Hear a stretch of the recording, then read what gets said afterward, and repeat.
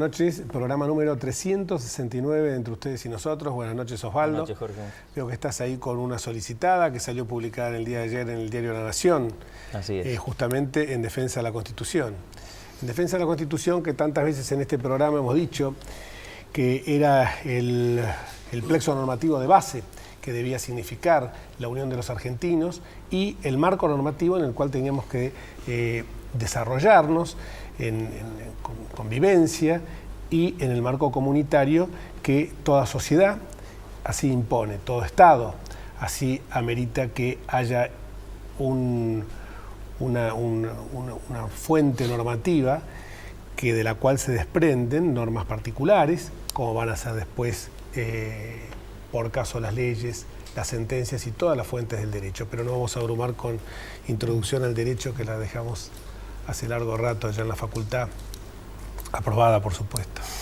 Y justamente cuando hablamos de esto se relaciona con la seguridad jurídica, se relaciona con un marco propicio, un clima favorable a las inversiones, clima por cierto amigable, que no se dio como consecuencia de esta nueva aparición. Lo habíamos dicho la semana anterior, que no se ilusionaran, 3 días seguidos de cadena fue saturante, mostraron que había caído la imagen presidencial en las encuestas. Le dijimos a ustedes, televidentes, que no se emocionaran, que tarde o temprano iba a venir una cadena. Y enseguida, nomás, vino con las características que fue en el acto que se conmemoraba un nuevo aniversario de la Bolsa de Comercio. Dicho sea de paso, esta institución es de las instituciones que aún se encuentran vigentes en la Ciudad de Buenos Aires, la más antigua de todas. Allí aprovechó para fatigarnos nuevamente con esta cantidad abrumadora de cifras, que a veces son incomprobables, que señala la presidenta en sus maratónicos discursos, copiando una suerte de revival de la lo presidenta por una semejanza con el presidente Chávez. Y entonces allí dijo que venía a festejar el fin del corralito. Yo creo que, Osvaldo, a mí me dijeron que el corralito había terminado en el 2002. Sí. Ahora resulta que no lo terminamos y habló de otro tramo del bono. Podemos sacar dinero de los cajeros. Por eso te digo. No podemos dólares. Dólares no. Corralito verde, eso es el cepo del cual la presidenta, por cierto, no habló, como tampoco habló de la inflación, como tampoco habló del parate inmobiliario, del problema que tienen muchos importadores para traer insumos básicos. Por ejemplo, están faltando jeringas descartables, están faltando guantes que se utilizan en determinadas prácticas médicas y que son esenciales, como también otro tipo de insumos que hacen. Hay uno muy famoso, no vamos a hacer la propaganda acá, pero que lo toma creo que el 80% de la población, y hoy más todavía por esta suerte de estado de estrés permanente que nos sitúa este relato tan cambiante y que es moneda corriente, el ansiolítico, que no se puede conseguir porque justamente los insumos con los que se fabrica en el país están absolutamente vedados. Pero yendo al tema del discurso de la presidenta, hay dos, no voy a abrumarlos a ustedes tampoco como hizo ella en su cadena nacional, por otra parte sin la posibilidad de que uno hubiera podido escuchar, en el caso mío sí, porque estaba presente en ese acto, lo que había señalado el presidente de la Bolsa de Comercio del Mogavi. Porque es muy fácil hablar por cadena nacional y hacer referencia a un discurso que se sustanció unos minutos antes, sin la posibilidad de conocer el otro contenido. Entonces, pero hubo dos cuestiones que me movieron a la reflexión y por reserva a quienes se encontraban de mi derecha y de mi izquierda, que no los quiero comprometer con esto, motivaron un comentario, que es que por un lado nos comparó diciendo que éramos la quinta economía del mundo juntamente con Brasil, juntamente con todos los demás países del Mercosur. Claro, es lo mismo que si vos y yo nos juntamos con Carlos Slim, vamos a ser los tres, vos, yo y Carlos Slim, los hombres más ricos del mundo. Brasil ya es la quinta economía del mundo sin necesidad ni de los venezolanos, ni de los argentinos, ni de los paraguayos, ni de los uruguayos. Esto es así, es un dato de la realidad, aunque no nos guste, y esto no es ser vendepatria, porque uno manifiesta datos que son absolutamente tangibles. Y por otro lado, cuando hizo la comparación entre la deuda pública que según ella ha decaído en este último tiempo con el pago de los Bodén 2012. Por supuesto que ahí este desendeudamiento es lo mismo que se señaló en otras oportunidades cuando se habla de la estatización de los ahorros previsionales, de la apropiación de las reservas del Banco Central con el famoso Fondo del Bicentenario y de tantas otras cuestiones que señalaban que la Argentina estaba en camino de desendeudamiento. Es otro capítulo más de este relato épico que nos quieren machaconamente incorporar a nuestra inteligencia, a nuestro entendimiento. En este caso se trata de que hemos alcanzado algo semejante a la Declaración de la Independencia el 9 de julio de 1816, hemos alcanzado la independencia económica. Pero lo curioso en este caso de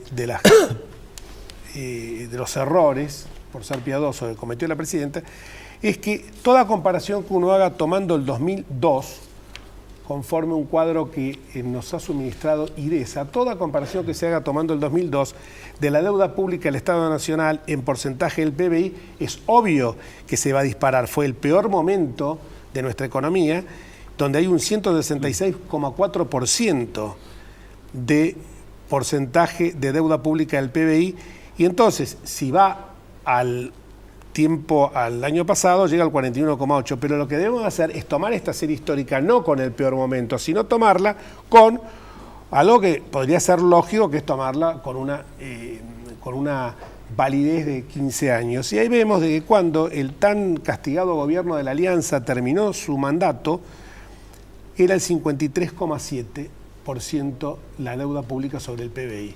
La diferencia, pese a todos los 10 años que hemos tenido de esta bonanza económica, de magnificencia que implicó toda la gestión kirchnerista, nos encontramos casi igual que en aquel momento.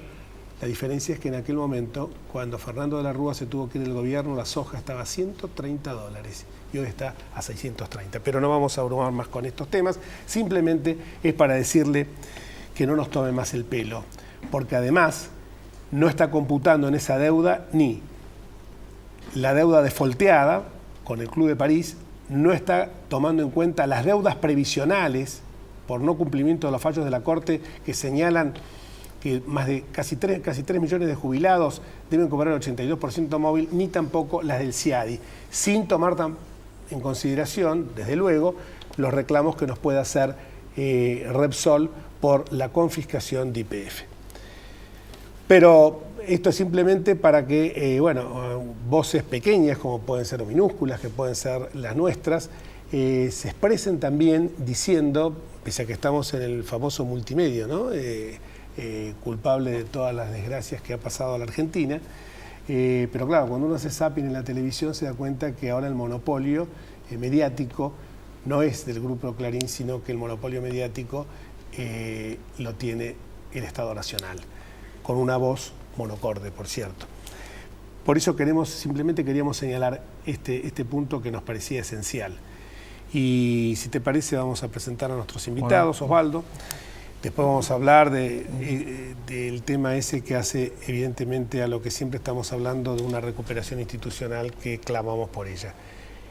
Y hoy vamos a tener a dos amigos que han lanzado lo que se llama Proa Radical. Cristian Gribaudo, ¿cómo te va, Cristian? Hola, Jorge, gracias por invitarme. No, por favor, Cristian, hasta hace muy pocos meses ha sido diputado nacional por la provincia de Buenos Aires. Y Andrés Delich, que prácticamente la trayectoria de él, pese a lo joven, es bastante, por cierto, generosa, y que básicamente se ha especializado en los temas de educación. Buenas noches, Andrés. Hola, ¿qué tal? ¿Cómo están ustedes? Y vamos a tocar todos estos temas. Primero vamos a tocar el tema que nos parece más esencial, este tema de cómo están viviendo ustedes este momento del país, cómo lo están viendo desde el punto de vista político y desde el punto de vista económico. Y con mucha preocupación, no solo por los aspectos económicos, porque finalmente llegaron las consecuencias de lo que fue una mini fiesta de gasto público el año pasado, tenía que pasar, y hoy tenemos las variables económicas muy muy fuera de lugar, y esto se nota e impacta en la inflación directamente, en la fuga de divisas que tuvimos el año pasado, y obliga a estas medidas tan especiales como el corralito con el dólar, el freno a las importaciones. Ese es un elemento, por supuesto, preocupante, porque la Argentina debería estar viviendo el mismo momento espectacular que están viviendo todos los países emergentes por el precio de sus principales exportaciones. A mí lo que me preocupa centralmente es la cuestión política. Siento que hay un proceso cada vez de ribetes más autoritarios, con un clima mucho más beligerante en la política argentina. Me parece que vamos a marcha forzada hacia alguna forma institucional complicada que permita la reelección, que hay que conseguir de cualquier forma, y eso crea un clima político más allá del clima económico, o que se suma al clima económico, de muchas dificultades en los próximos meses en Argentina. Cristian. Coincido plenamente, creo que atan, te escuchaba atentamente, Jorge, y este es un modelo económico y yo diría político también atado a la soja, ¿no? Hoy en Argentina este gobierno mide cuándo le conviene ir a las elecciones el año que viene, se adelantan o no adelantan las elecciones de acuerdo a cuál va a ser el mejor semestre en cuanto a la cosecha de la soja. Un modelo supuestamente industrialista que... El modelo industrialista, el yuyo y todas las elecciones que ha sufrido el sector agropecuario. Pero yo comparto el análisis, creo que hay un gran diagnóstico que uno empieza a sentirlo en la gente en el supermercado, que no le alcanza, en el mal humor que empieza a ver. Obviamente la gente no está viendo, y es verdad, hay que ser autocríticos en esto. Un sector de la oposición que esté trabajando firmemente en un proyecto nacional. Nosotros asumimos que desde el PRO lo estamos haciendo, pero entendemos que la gente necesita un poco más de acercamiento a este proyecto.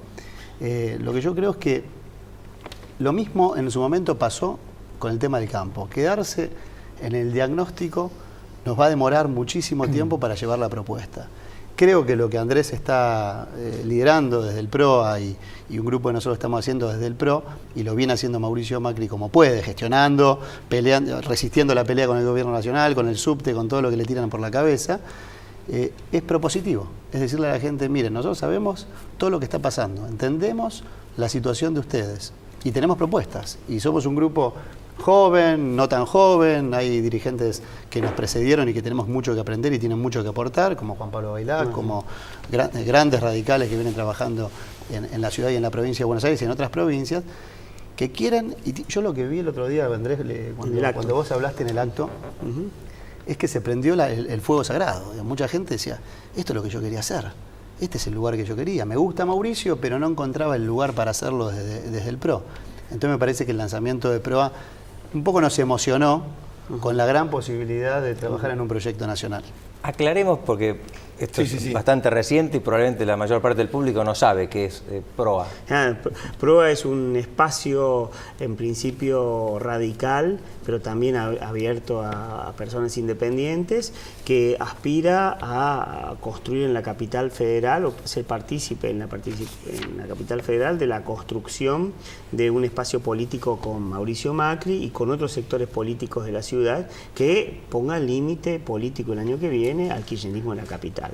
Lo que pasa es que, como bien dice Cristian, esto tuvo una repercusión inmediata en muchas provincias, y la verdad es que estos días ha sido desbordante, porque me parece que muchos radicales sintieron un canal de participación que estaba obturado, sintieron que volvía el sentido común a la política, que no es el debate ideológico simplón, que es la capacidad de entender lo que se está jugando en Argentina, porque si somos fieles y si seguimos el razonamiento de lo que nosotros hemos venido diagnosticando, está claro que en la Argentina se juegan cosas importantes el año que viene, y que esto requiere que nosotros construyamos ampliamente una mayoría política que sea capaz de darle una alternativa a los argentinos que no están dispuestos a rifar esta oportunidad que el mundo nos ha vuelto a dar después de muchos años en términos económicos, y tampoco rifar lo que hemos construido en términos democráticos y de convivencia estos años. Esto es lo que se juega en el 2013, y eso requiere una construcción política ahora, no en el 2014. Porque es el 2013 donde hay que poner límites, donde hay que construir alternativas. Sobre todo el límite fundamental, que es la posibilidad de una reforma a la Constitución. Absolutamente, de eso estamos hablando. Yo presencié, yo estuve, invitado por ustedes, en el acto de él, nadie lo hemos dicho infinidad de veces en el programa nuestro, del origen radical en común que tenemos, Sí. más allá de que yo me fui al radicalismo, porque cuando vi, siendo diputado, un pedido de expulsión, una actitud, se había tomado una resolución absolutamente estalinista de la Convención Nacional, que alguien que expresaba ideas distintas, cuando yo pensaba por qué era la razón por la cual me pedían la expulsión, dije, evidentemente el radical soy yo, los que me la están pidiendo ya abandonaron el diario de Alimir Irigoyen para evitar todo el trámite engorroso de una expulsión, directamente renuncié. Y justamente cuando le dije la renuncia, que lo estaba haciendo, y no quiero ser con esto autorreferencial, porque como decía Alem, que se rompa pero no se doble. El otro día en esta comida de la LIN, donde hablaste vos, habló Hernán Lombardi, habló Ricardo Lafarrière, Chirola, habló Daniel Angelici, muchos radicales, lo pude percibir esto, radicales de toda la vida, como Cachorro Pacheco, La Rosa, Bernardú, etcétera. No vamos a hacer nombres porque siempre va a haber omisiones involuntarias. Sentí realmente como que se estaba despertando nuevamente una militancia dormida, que era como si lo que era un fósil, que en definitiva en algún momento albergó un organismo vivo, estuviera nuevamente recuperando esa vitalidad.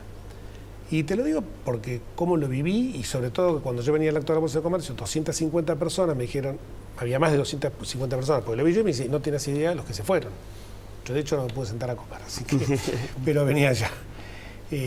Por cierto, sin problema de esas características. Y entonces me pongo a pensar, y algo que escuché una señora que se acercó a Enrique Olivera en el acto de la Bolsa de Comercio y le dijo, ¿por qué no se une la oposición? Eso es permanente. Eso la gente lo clama, dice, ¿por qué no se junta con Macri? Sabemos que no podemos pensar todos el 100% igual, pero cuando hay situaciones de estas características, me parece que lo amerita, ¿no? Absolutamente. Mirá, por eso PROA se llama Plataforma Radical, porque acá hay que consensuar 10 o 12 puntos básicos que tienen que ver con cómo nos imaginamos que sigue la película argentina, que por supuesto tiene que ver con el respeto de las instituciones republicanas, de la democracia, el modelo económico, que no es un tema menor, hacia donde estamos yendo, este tipo de modelo cerrado, asfixiante, el cual estamos desarrollando y que hay que tener muy claro. Y demás, y sobre eso construir un espacio político muy amplio y muy generoso. Mi discusión con los dirigentes radicales en este sentido, y que yo de ninguna manera quiero personalizar, es esta. Algunos piensan y comparten este diagnóstico, pero piensan en el 2013 como una especie de primaria abierta, ¿no? En el lenguaje de la política es vamos a contarnos las costillas y después vamos a ver el 2014. Yo les digo, muchachos, no va a haber 2014 porque acá se juega en el 2013.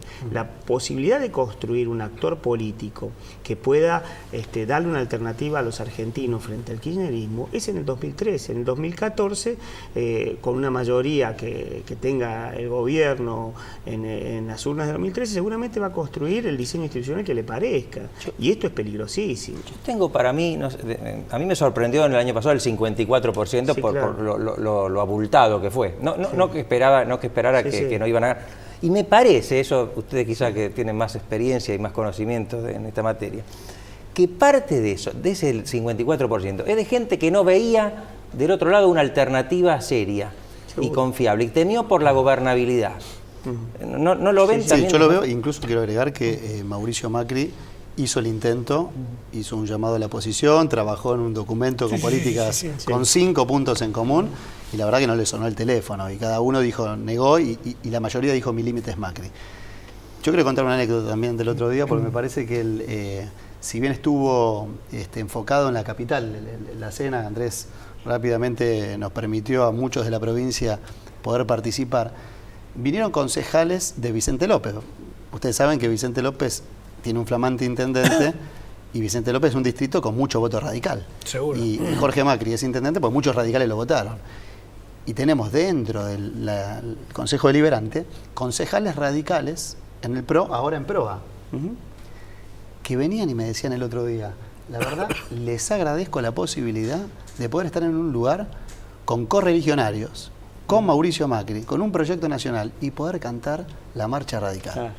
La verdad que me decían, estamos hace 4 años en el PRO y Y cuando se canta algo diferente, se canta la marcha peronista. También estaba pero el intendente de, ya, porque cuando uno menciona, incurre en omisiones, ¿no? Pero estaba también Horacio Pechiquiroga, el intendente de Neuquén. Importante. Intendente de Neuquén, efectivamente, y como dice Cristian, había muchos concejales de la provincia, algunos diputados provinciales de otra provincia. Es decir, la verdad es que fue ampliamente superar los límites de la capital. Yo creo que hay una demanda por parte del radical medio de que nos dejemos de tonterías y que cumplamos con el papel que tiene que cumplir el radicalismo, de unir, de unión cívica de los argentinos para garantizar la Constitución, para garantizar la República, para garantizar la democracia. Eso es lo que pide el radical medio de a pie. No es tan complicado de entender. Me parece que lo que hacemos es justificar, atrás de ciertos debates ideológicos, nuestras propias ambiciones personales, los espacios pequeños de poder. Me parece que tenemos que dejar esto de lado y tenemos que cumplir con el papel histórico que ha tenido el radicalismo, ¿no? Particularmente en el distrito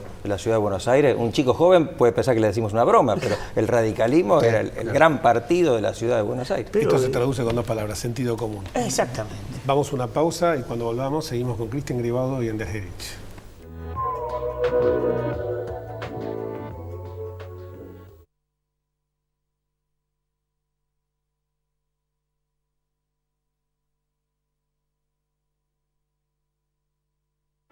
Estudia con los que saben.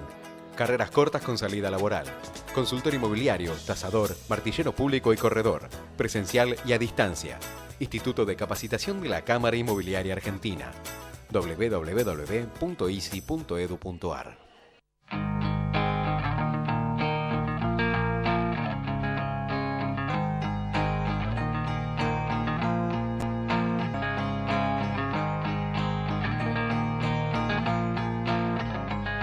Vos podés ser VIP o ser VIP con Belano. Y eso es ser más VIP. Banca Internet Provincia. Más tiempo en tu vida. Banco Provincia. De tu lado. Sin minerales, no se podrían producir las cosas con las que vivimos todos los días. Entra en unmundodeminerales.com.ar y descubrilo. Cámara Argentina de Empresarios Mineros. Por una minería limpia, segura y sustentable.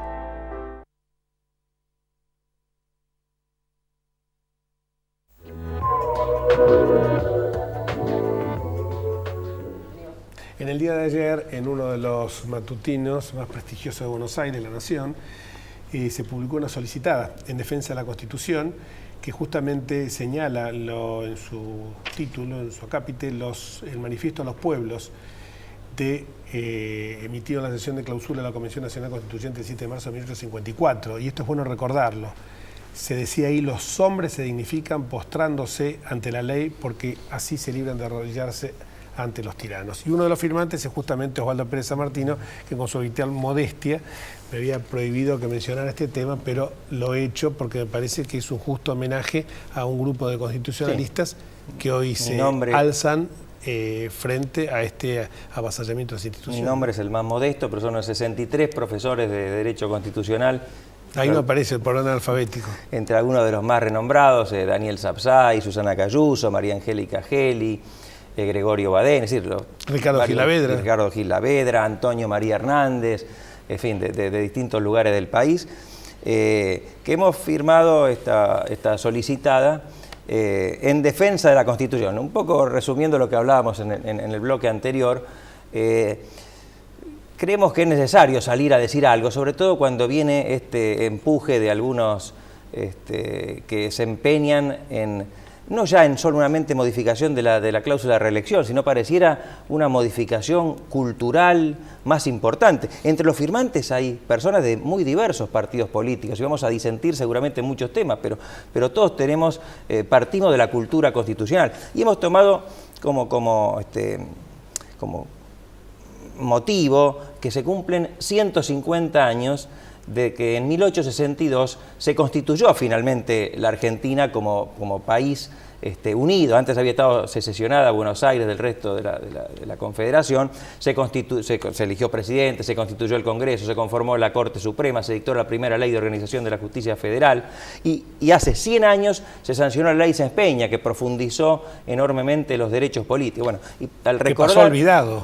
Que pasó olvidado. Pasó bastante olvidado, sí. Olvidado, digo, no por los foros académicos, sino cierto, justamente por el gobierno nacional. Es cierto, porque, como vos sabés, antes del 25 de mayo de 2003 es la prehistoria de la Argentina. Claro. Son oscuros antecedentes antes de que llegara la luz austral. Pero, bueno, y tomamos esos hechos históricos para decir que, entre otras cosas, que reafirmamos la necesidad de fortalecer el imperio de la Constitución, de defender el Estado Constitucional de Derecho, de garantizar la división de poderes como antídoto contra el autoritarismo, etc. Lo importante es que se hayan puesto de acuerdo, son principios simples, son los de siempre, pero olvidándonos de estos principios, como vamos seguramente al fracaso de la Argentina.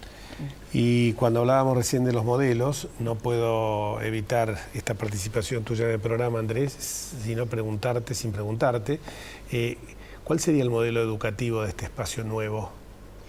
Buena pregunta. Mira, nosotros somos, por supuesto, herederos de la escuela pública, ese sistema extraordinario que armó la Argentina a fines del siglo XIX, que permitió que la Argentina fuera uno de los países, o el país de más avanzada en América Latina, que estuviera a nivel de los países europeos más importantes y que tuvo un proceso de inclusión importantísimo. Ahora, esa vieja gloria que es nuestro sistema educativo hoy muestra los límites.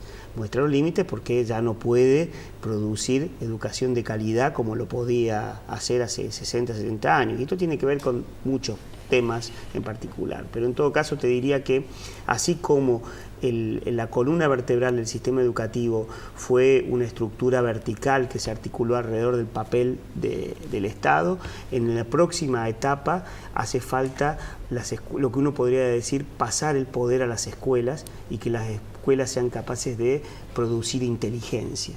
Antes la inteligencia estaba en el centro del sistema educativo y se irradiaba al conjunto del sistema.